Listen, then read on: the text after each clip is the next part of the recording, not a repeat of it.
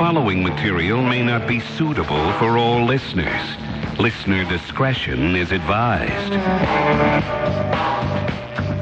Bum, ba-da-dum, bum, bum. Happy 4th of July. Stay tuned for 2 hours of fun and frivolity, information and entertainment on Cleveland's only news radio station, WTAM 1100. Right, big voice man? Who am I? Who are we?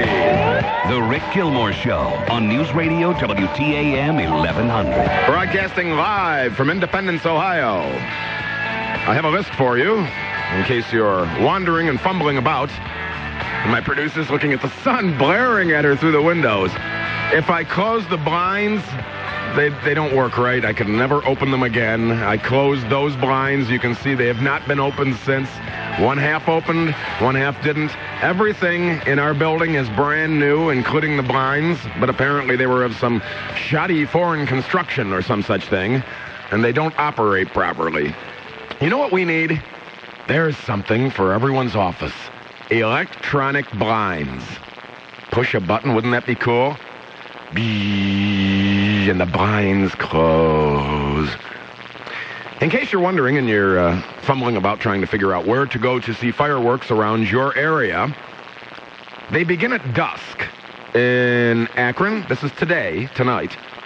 Akron, Avon Lake, Bainbridge Township, Burton, Cedar Point, Cleveland. Now, on TV, they said Cleveland, and it said the Flats. What, no Edgewater? So where in the Flats do we know? Patty, turn on your microphone, good producer Patty. It's on the east bank of the Flats that they're firing them off. Okay, thank you very much. Because I saw the Flats, and I thought, well, that encompasses quite an area. I could go down the hill from my house. I could be standing in front of Pat's in the Flats and wonder, well, how come I can't see the fireworks? So, east bank of the Flats in Cleveland, Euclid, Fairport Harbor, Garfield Heights. These are all fireworks tonight at dusk. Grafton, Lakewood, Lorraine, Mentor, Oberlin, Parma, Shaker Heights, Solon, Westlake, Wickliffe, Willoughby, and Wellington. So if you didn't get that list, well, what are you, dumb? And tomorrow, perhaps I will see fireworks at either Bedford or Strongsville. So there's your fireworks list. Now, I had something I want to do tonight that I have not done for 5 years.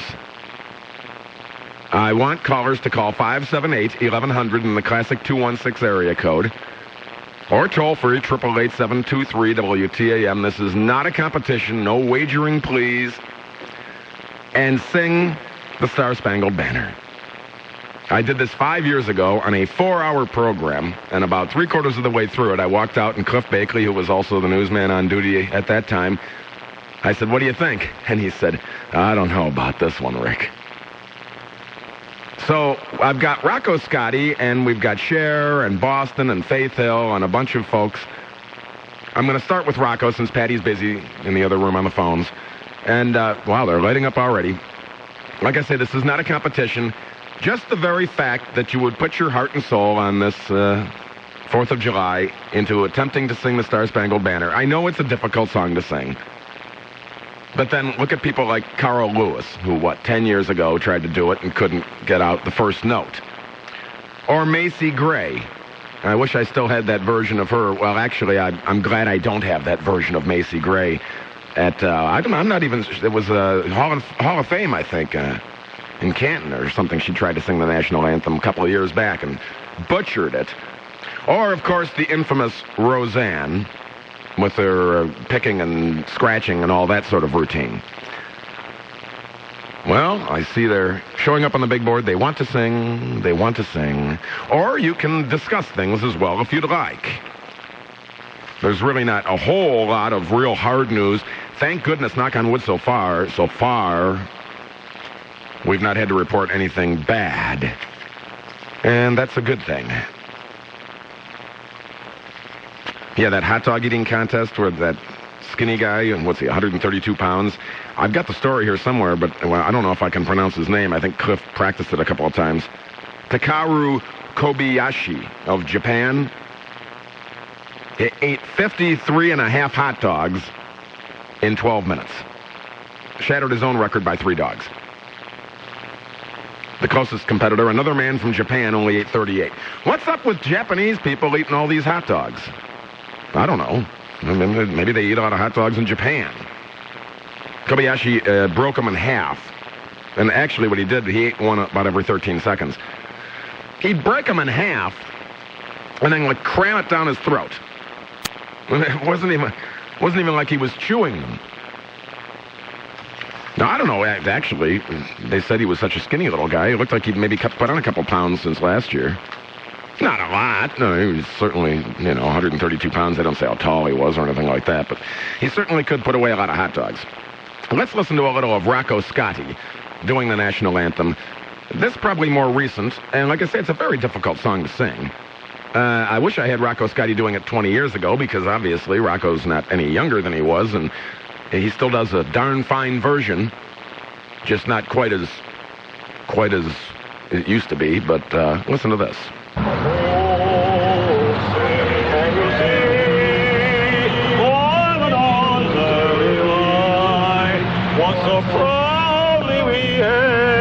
At the twilight's last gleaming, whose broad stripes and bright stars through the perilous fight o'er the ramparts we watched were so gallantly streaming. When the rockets raged, the bombs bursting in air gave proof through the night that our flag was still there. Oh, say does that star-spangled banner yet wave o'er the land of the free and the home of the brave.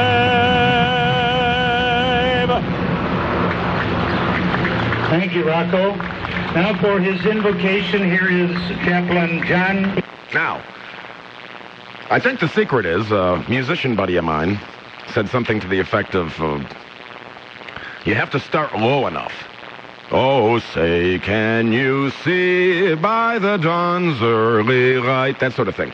You start out like, oh, say, can you see? And all of a sudden, you're going to end up in some land where your voice does not exist.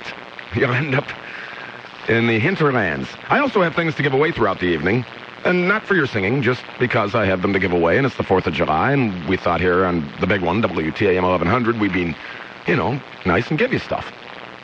Got 4 packs of tickets to Dave and Ed's Super Auto event in Canfield. That's July 9th through the 11th. Big car show, swap meet, all that sort of thing. I can't say as if I've ever been to Canfield. I don't even know quite where it is. I had a teacher named Mr. Canfield, but he lives in Fairview. So I know how to get to Fairview because I grew up there. Hi, Mr. Canfield, if you're listening. He's a great teacher. I had some great teachers. Mr. Allen, Mr. Canfield. Some of them not so good. I won't name them. And I've also got copies of Cold Mountain on DVD, the movie starring Nicole Kidman, Renee Zellweger, and Jude Law. Now, Line 6 wants to know if I listened to Chuck Galletti. Why, did he steal my idea and have people sing the Star-Spangled Banner? Well, no, he didn't do that, but apparently it was a pretty slow sports news day, too. So anyway, what he did is he opened up the lines to people telling, like, real life, true life, and amusing, like, fireworks stories, because I think we all got some of them, like dudes riding around, cruising around, and tossing cherry bombs, like, out of the car, and it, like, hit the window and would, like, explode in the car. Oh, that kind of thing. Well, the only good one I can tell you is I had a black and white police car that looked just like the Bluesmobile. It was an old county sheriff's car. It was a highway patrol car. Then it was a county sheriff's car in Medina, and they had it black and white with the stars on the doors. And we were driving around shooting fireworks out the windows at people. And I pulled up behind a gas station, and they had the back doors open and the bay doors open, and we were shooting bottle rockets at a buddy of mine, pumping gas into cars. How dumb is that? And some lady we shot at a bicycle, and she almost fell off her bicycle. And so then we hit Cleveland. We left Fairview at the time. And I'd probably top you on that, but, you hold on, I'm not done. So the next day I go to a buddy of mine's house, and I pull out of the driveway, and I look, and there's a cop at one end of the street and a cop at the other end of the street. And they pull me over, and they said, who do those plates come back to on the car? Is that your car? I said, yeah, that was my mistake. I had borrowed a buddy of mine's license plates. So they called a flatbed and took the car. And I says, you can't take the Bluesmobile. And he says, where did you go last night? I go, what do you mean? He goes, do you realize that people don't look when they see a black and white, even if it's an old cop car? They were calling the police station saying that policemen were driving around in Fairview shooting bottle rockets out the car windows at people, and they took the car. So then I went home. I was a kid at the time. I went home, and my mother, she got off the bus from work, and she said, you know what's funny? And I just lost my signal to my screener computer. I have to reboot it. It did it last week, too. We lose it, I have to reboot. Oh, boy. Anyway, so she goes, I was leaving work, and I saw a tow truck going by with a car on it. Looked just like yours. I said, how coincidental? Because it was mine. Anyway, that's my story. Go ahead with yours. That's great. But, well, like I say, you do dumb things, and you... Sir, I dumped that. That was just... Due to current FCC regulations, such talk like that would become unsavory. Producer Patty, yes, open your microphone. I have a good story for fireworks. You do? Yes, I do. When I was living in Hawaii, I lived on this really small side street. This gives me a chance to reboot the computer. All right. Good timing then. And all these people, you're allowed to fire off fireworks anywhere you wanted to, basically. And what shocked me the most, we were just blowing stuff off left and right everywhere. And when we were all done, everybody was outside cleaning up the mess. I've never seen that before. They went around and cleaned up the fireworks. Yeah. Now that's amazing. It was good stuff. Okay, I hope I don't have to enter a password because I'm not going to play around with this stupid thing all night. Most of the callers want to sing. So let's get to some of the callers that want to sing, shall we? Sure, after I give you your triple Doppler forecast from TV3 meteorologist Eileen McShay. There we go. I couldn't do it without it, you know. Tonight, thunderstorms possible. They're probably going to end if you're raining where you're at in time for the fireworks, especially west of Cleveland. Lows in the upper 60s. Tonight, tomorrow I should say, breezy and sunshine, low 80s. Currently 84 degrees, 84. Oh, if you're on the lake, waves 2 feet or less. Winds 10 to 15 knots, and dip your toe. The water temperature is 67 degrees, don't you know? 67 degrees. Tomorrow morning on the big one, news never takes a holiday. Wake up informed with Wills and Coleman in the morning. Don't be a dum-dum. Listen to Wills and Coleman weekday mornings from 5 until 9 here on News Radio, WTAM 1100. Okay, well, I tried to get this thing to reboot, and it doesn't seem to be cooperating, but, well, give it a shot and see if anything comes up. I wonder if I reboot it, if it clears. And I wonder if I should, of course, before I start the program, I should probably turn my cell phone off so it does not make noise on the air. There we go. Well, I guess I'll just go to the phones and we'll see what we got because this thing is not cooperating. WTAM 1100, you're on the air. Hey, Rick. Yes. I was going to sing the national anthem, but I decided not to. Why not? Because the way that Rocco sang it is just too perfect, and there's no way I'm going to butcher it. Oh, well, then I'm hanging up on you. You said you were going to sing. We wanted you to sing. WTAM 1100, you're on the air. Good evening. Good evening. Well, I don't think I'm Rocco Scotty. Well, you sound like you have a pretty bold voice. Well, I'll give it a shot and see what happens. Absolutely. Anytime you want to start. Anytime I want to start. Well, I guess we'll just lash right into it. Sure. Oh, say, can you see by the dawn's early light what so proudly we hailed at the twilight's last gleaming? What? Whose broad stripes? Is that right? Whose broad stripes? And bright stars. All right. I can't sing the whole song either. I don't have the words in front of me. I should know better, but I'm going to be perfectly honest with you. Anyway, well, for what you did, it sounded good. You gave it a good effort. And like I say, it's the 4th of July, and I don't care. Unless somebody calls and tries to butcher it, I don't care if somebody can't sing it like Rocco Scotty. We're not all Rocco Scotty now, are we? That's true. All right, have a good 4th of July. Where are you going for the fireworks? I'm going to go over to a friend's house and watch them on Hillman Avenue on the west side. Well, you mean you're going to be able to see them from there? Oh, yeah, they have a house that will be up on their roof where they have a patio, and there'll be a number of friends gathered together to watch the Cleveland fireworks. It's not far from the mouth of the river. Excellent. Have a good time. All right, take care. All right, you too. Looking up on triple Doppler radar, I do see some trouble spots around Ashtabula near the lake shore and heading up out of state, Conneaut, that area, and up towards Erie, Pennsylvania. Other than that, it looks as if everything pretty much west of Ashtabula, the weather looks clear. Let's hope so. WTAM 1100, you're on the air. Billy, I want to sing the national anthem for you. Go right ahead, please, sir.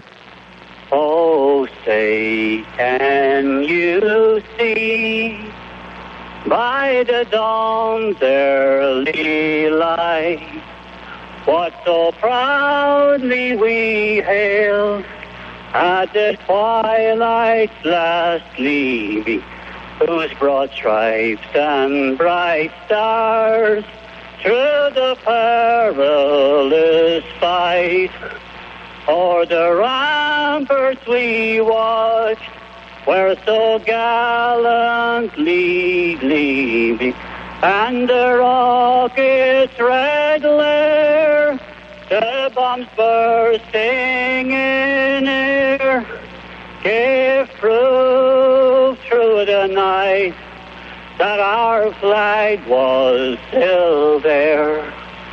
Oh, say does the star-spangled banner yet wave o'er the land of the free and the home of the brave. Well, and I'll give you ups for this. You got through the entire song. You knew all the words.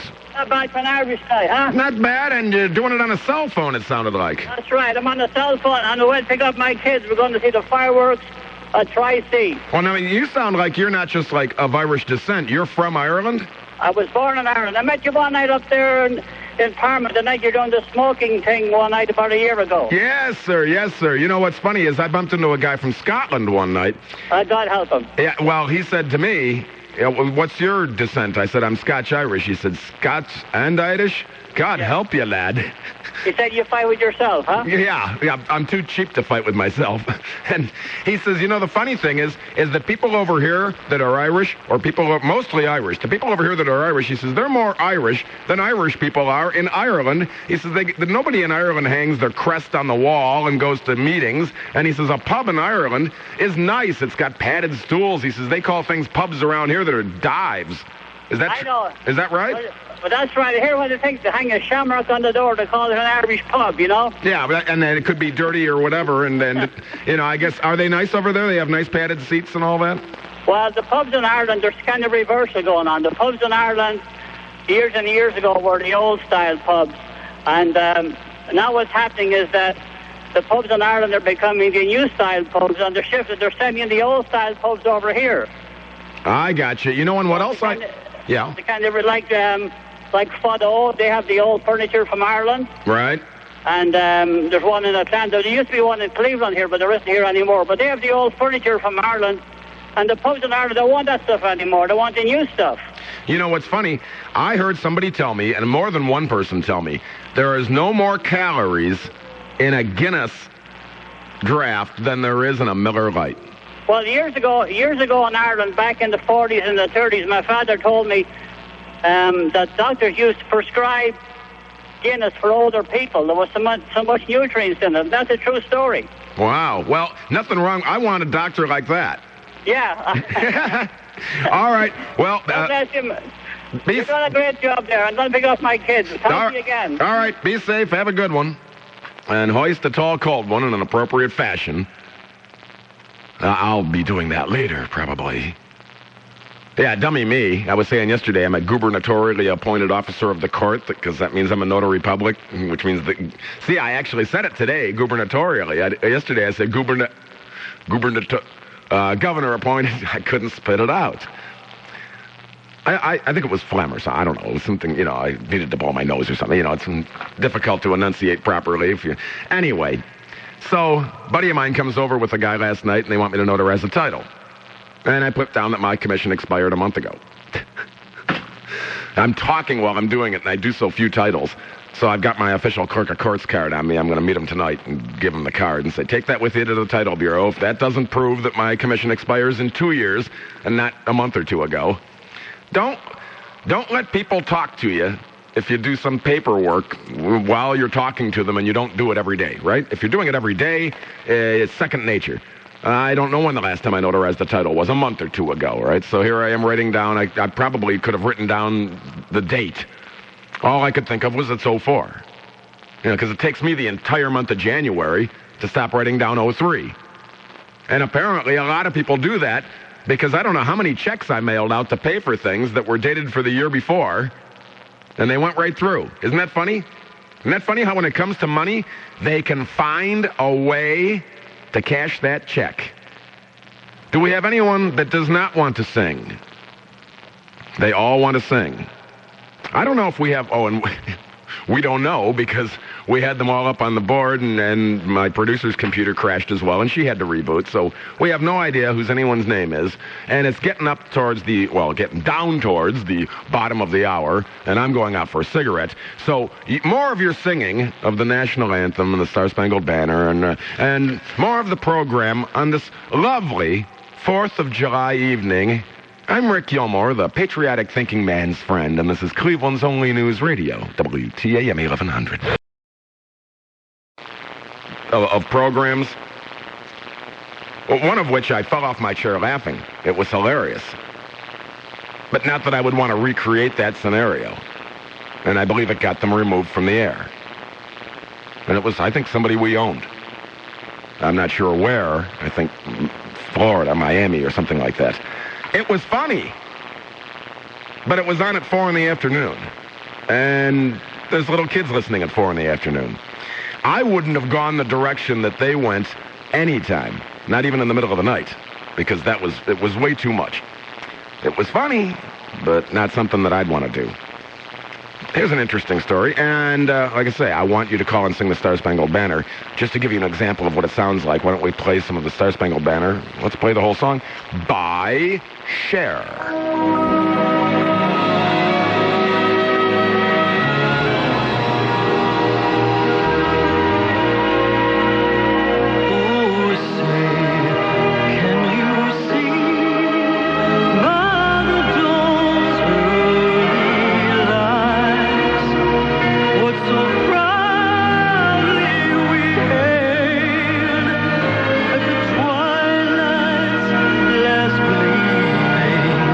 Whose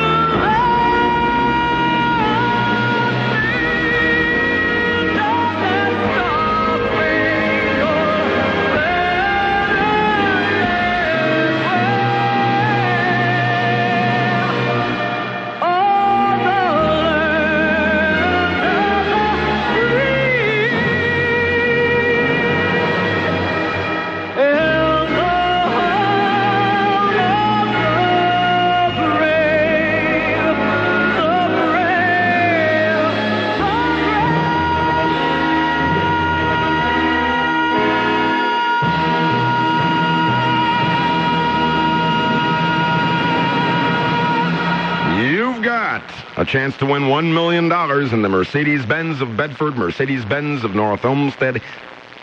Hole-in-one shootout. That's what it's called. The hole-in-one shootout at Sleepy Hollow, July 15th through the 18th.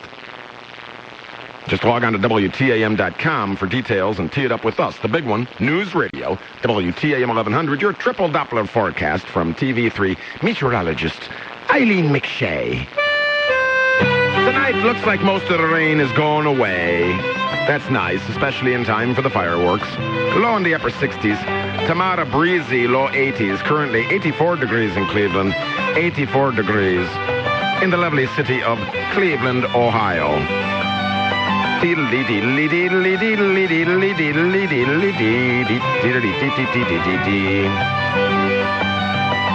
Wow.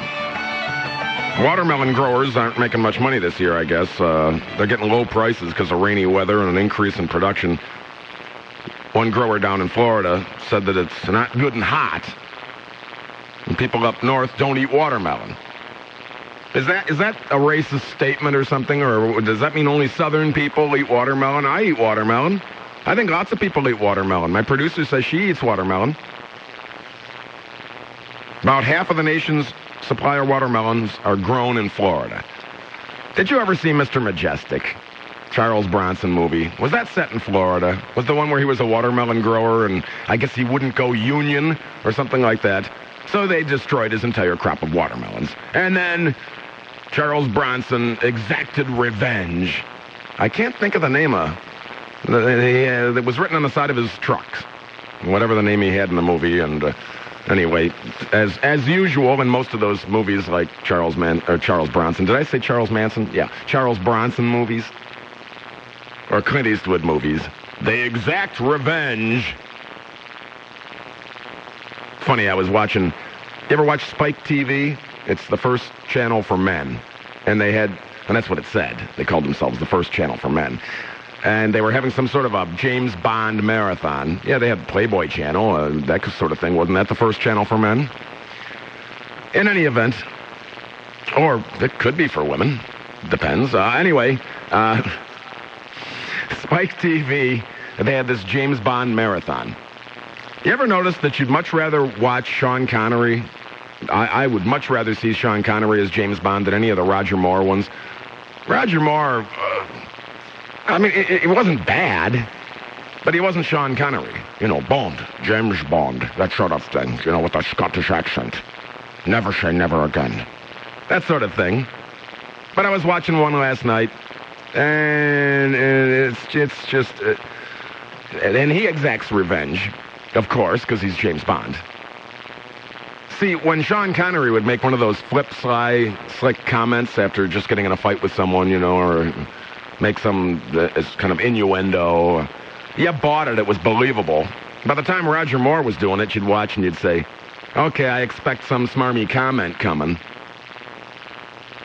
But you know how they're going to end, right? You know James Bond is never going to get killed off in the movie, is he? I guess that kind of takes all the fun out of it. I mean, not that you wanted James Bond to die. You want him to win. You want him to beat Blofeld or the, other horrible people. But he's not going to fight it because he's James Bond. Paul! Yes. You're going to sing for me? Yes. I want you to go right ahead. Okay. Star Spangled Banner, 1, 2, 3. Oh, see, can you see by the dawn's early light what so proudly we hailed were so gallantly streaming, bright stripes and bright stars through the perilous fight. O'er the ramparts we watched were so gallantly streaming, and the rocket's red glare up and bursting in air gave proof to the night that our flag was still there. Oh, say does that star-spangled banner yet wave o'er the land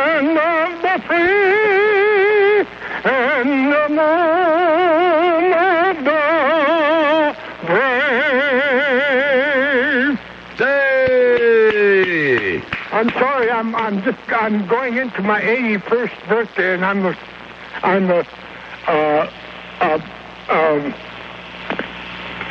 soldier from the Pacific, World War II. Well, God bless you, sir, for your service to this country, and I appreciate you on this 4th of July taking the time to call the big one, News Radio, WTAM 1100, and sing the Star-Spangled Banner. Okay, thank you, sir. You're more than welcome.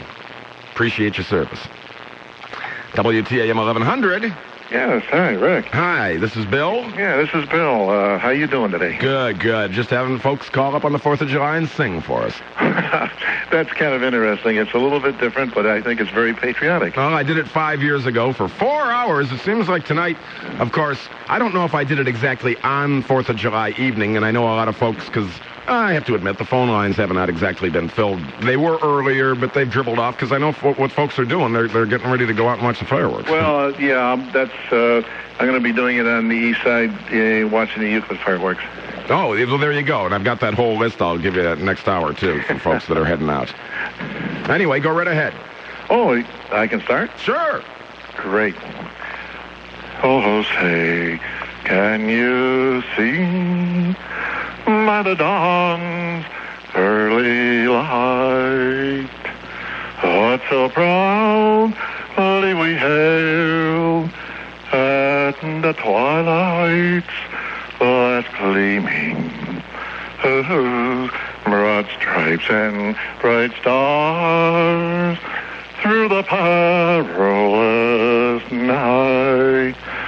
O'er the ramparts we watched, were so gallantly streaming, and the rockets' red glare, the bombs are bursting in air, gave proof through the night that our flag was still there.